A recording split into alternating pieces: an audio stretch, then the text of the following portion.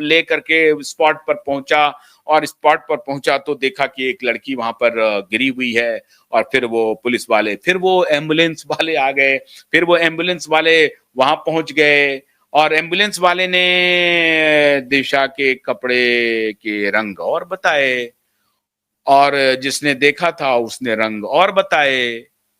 ये on record है।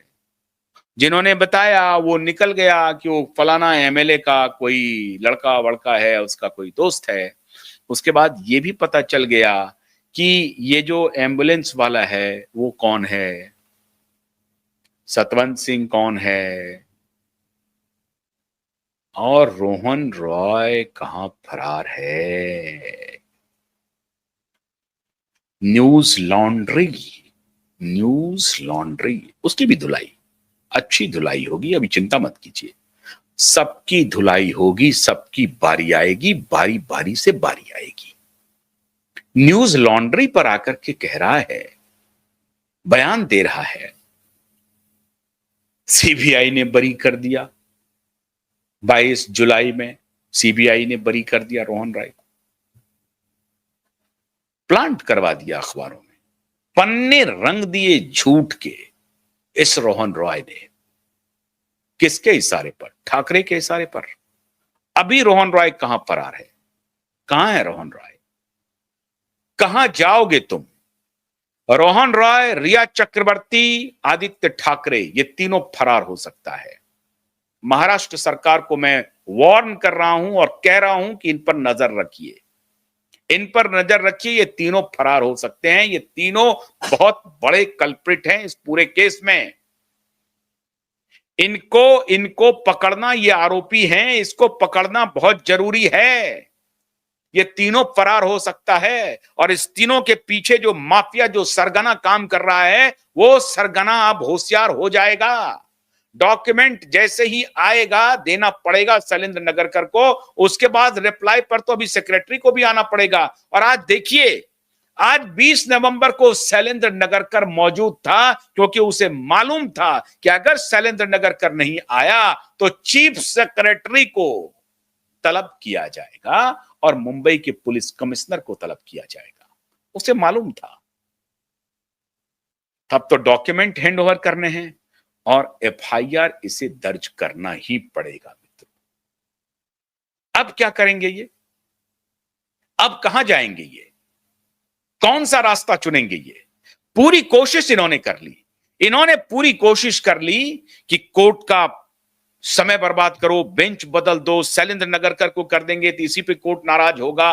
फिर चीफ सेक्रेटरी को, कि मांगा गया था रिप्लाई चीफ सेक्रेटरी से, मांगा गया था रिप्लाई होम सेक्रेटरी से, मांगा गया था एडिशनल सेक्रेटरी से, मुंबई पुलिस कमिश्नर से, शैलेंद्र नगरकर से रिप्लाई नहीं मांगा गया था। इन्होंने खामखा आकर के इसको लिंगर ऑन करना है, इसको बढ़ाना है, केस की हियरिंग को तारीख पर तारीख लेनी है। मंशा ये थी। आज वो मंशा भी एक्सपोज हो गई। और मैंने कहा है ना, तारीख चाहे कितनी भी आ जाए, न्याय तो मिलकर रहेगा, क्योंकि एविडेंस बहुत पक्के हैं अपने पास, और इनके भी एविडेंस बहुत पक्के हैं। झूठ के एविडेंस जो हैं वो बहुत पक्के हैं, जो ऑन रिकॉर्ड है, ऑन रिकॉर्ड कैमरे पर है। सतवंत सिंह कुछ और बोल रहा है, एम्बुलेंस वाला कुछ और बोल रहा है, जो ऊपर से गिरते हुए देखा वो कुछ और बोल रहा है। गिरने का कोई सीन ही नहीं है, वो लड़की गिरी ही नहीं है, इसको हम लोगों ने एक्सपोज कर दिया है। तो जाएंगे कहां? और नहीं जाएंगे तो 27 दिसंबर 2024 सीबीआई की वो एफिडेविट, जिसमें सीबीआई कह रही है कि रिया चक्रवर्ती को के खिलाफ लुकआउट नोटिस को क्वैश मत कीजिए मिलॉर्ड, क्योंकि एसआईटी जांच कर रही है दिशा सालियान का केस, और दिशा सालियान के केस में एसआईटी संभवतः रिया चक्रवर्ती को भी बुला सकती है। इनका भी पूछताछ का कुछ हो सकता है, उससे ये मामला जुड़ा हुआ है। सारे तार खुलेंगे। जिसको उलझाया गया है ना, उस उलझन को हम लोग खोलेंगे। आप चिंता मत कीजिए, ये सारे उलझे हुए तार को हम लोग एक एक करके खोलेंगे, एक एक परत खोल देंगे।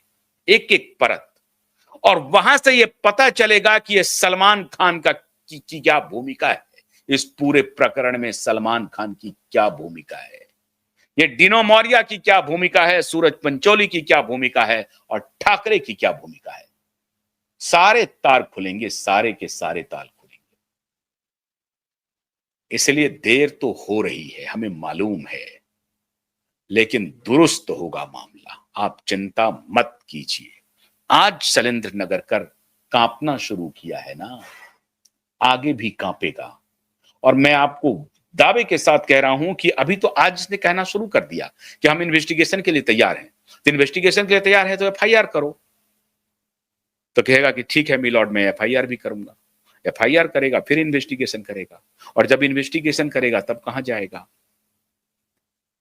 इसलिए अटक गई है जान, फंस गए हैं सबके सब।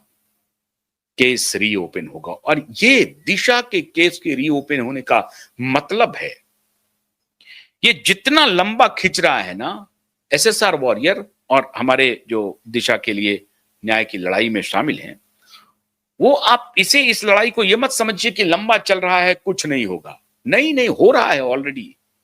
ये पापी और भी कुकर्म करते, इन पापियों के गैंग जो है अभी इतने सहमे हुए, इतने डरे हुए हैं कि अब इनकी हिम्मत नहीं हो रही है कोई दूसरी दिशा करने की। ऐसी सैकड़ों दिशा बचती जा रही है इन पापियों से। बहुत सारे पापी गैंग पर इसका असर पड़ा है। तो इसे छोटी घटना मत समझिए। हम यूं ही पागलों की तरह इस केस को कैरी ऑन नहीं कर रहे हैं, इसका इंपैक्ट हो रहा है समाज के ऊपर।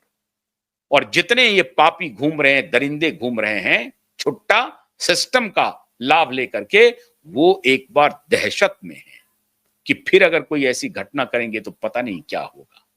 इसलिए अगर ये लंबा भी हो रहा है तब भी इसका अच्छा ही प्रभाव है, और जिस दिन निर्णय होगा तब तो अच्छा होगा ही होगा।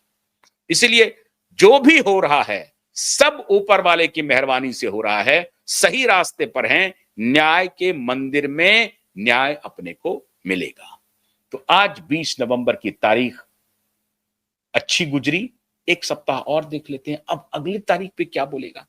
फिर अगली तारीख पर 2-3 तारीख में मामला साफ, 2-3 तारीख में सीन स्पष्ट। इसलिए कोलाहल मच गया है। आज 2 बजे के बाद मुंबई में कोलाहल है कि ये फिर से मामला पटरी पर आ गया। अब क्या करें, मैनेज नहीं हो पा रहा है। केस ट्रांसफर करने की बात हम लोगों ने सोची थी, चीफ जस्टिस के बेंच में डाल देंगे, पिटीशन चला गया, मत डालिए चीफ जस्टिस के बेंच में, ये उसी बेंच में रहने दीजिए, नहीं तो ये मामला लटक सकता है। मामला हालांकि कुछ और था। पिटीशन जो डाला गया था ना, वो डाला गया था, अब मैं इशारे कर रहा हूं, आप समझ लीजिए, मैं कुछ बोलूंगा नहीं,